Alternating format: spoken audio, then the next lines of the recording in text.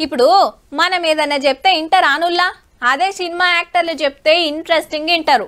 గందుకే పండ్ల పొడి, బుర్షులు, షాంపూలు, సబ్బుల కాంచెల్లి కూల్ డ్రింకులు, మందు బ్రాండ్ల దాకా వాళ్ళతోనే యాడ్లు చేపించి పబ్లిక్లకు ఇడిస్తే ఎగబడి చూస్తారాయే. అబ్బా మా హీరో తాగేది గిదే అని అభిమానులు మురుసుకుంటదా అవుతారు.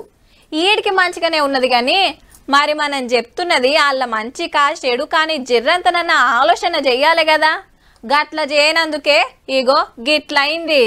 సప్పుడు లేదనుకున్న బెట్టింగ్ యాప్ కేసు మళ్ళా ముంగట్టుకొచ్చిందుల్లా. హీరో విజయ్ దేవరకొండ సార్ ను విచారణకు పిలిచింది సిఐడి. మందిని ఆగం చేసే గా యాప్లకు పబ్లిసిటీ చేయొద్దని తెలియదా?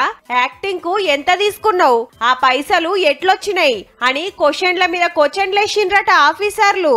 లేలే నేను రూల్స్ ప్రకారమే పోయినా, నేను పబ్లిసిటీ చేసిన గేమింగ్ యాప్ తెలంగాణలో ఓపెన్ కాదని చెప్పిండట హీరో. మల్లోపారి గిసొంటి యాడ్ల తెరువు పోనని మాటిచ్చిండట. ఇదే కేసులా ఓ పారి ఈడీ ఎంక్వైరీకి పిలిస్తే కూడా సేమ్ ఇట్లనే చెప్పిండు. అయితే ఇయాలనే ప్రకాష్ రాజ్ సార్సుత రావాలని నోటీసులు ఇస్తే డుమ్మా కొట్టిండు. ఇక బిగ్ బాస్ కు అయిన సిరియన్ మంతు సిఐడి విచారణకొచ్చింది.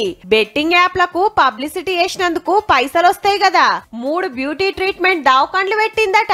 గిసొంటోళ్లు 29 మంది ఉంటే నోటీసులు ఇచ్చి అటు ఈడీ ఇటు సిఐడి వరుస పెట్టి విలుసుడు, ఇంటర్వ్యూలు తీసుకొని పంపుడు నడుస్తుంది.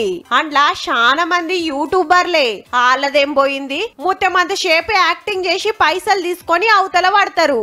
అర్రే బెట్టింగ్ యాప్ల తోటి మస్తు కమాయించొచ్చని మనోళ్ళు ఆశకు పోయి ఆగం కాబట్టిరి.